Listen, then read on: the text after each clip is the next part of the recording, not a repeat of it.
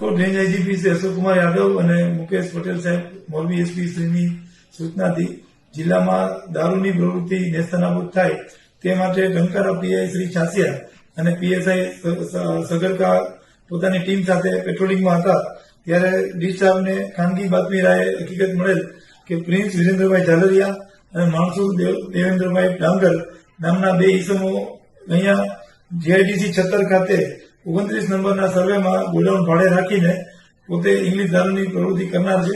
માટે આ પ્રવૃત્તિ વોચેટર રાખી અને ત્યાં રેડ કરતા આ જગ્યાએ RJ passing truck container trailer મળી આવેલ હતું, જેમાં 2 કન્ટેનર હતા.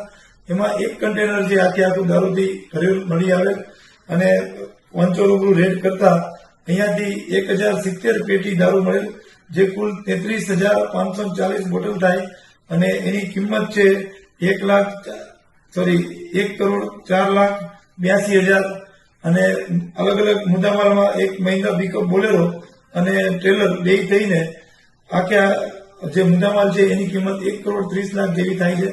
આ જે જંગી જથ્થો દારૂનો છે એ અહીંયા કન્ટેનરથી ઉતારી અને સૌરાષ્ટ્રમાં અલગ અલગ જગ્યાએ ડિસ્ટ્રીબ્યુટ કરવામાં આવનાર હોવાની માહિતી મળેલ છે.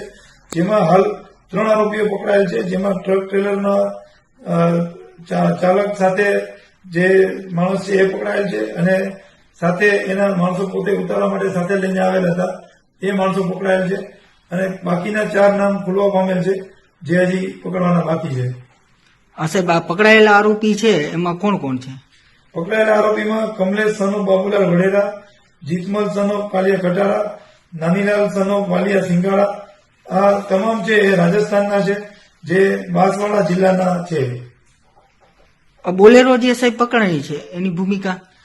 બોલેરો પિકઅપ છે એ અહીંયા ગુજરાત પાસિંગ છે, જીજે 36 છે, લોકલ છે.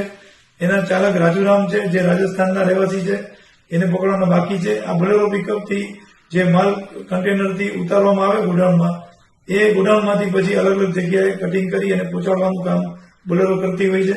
અને આ જે ગોડાઉન છે એ એવા પ્રકારનું ગોડાઉન છે કે આખી ગાડી છે એ ગોડાઉનની અંદર આવી જાય, જેથી બહાર કોઈને ફરક ન પડે.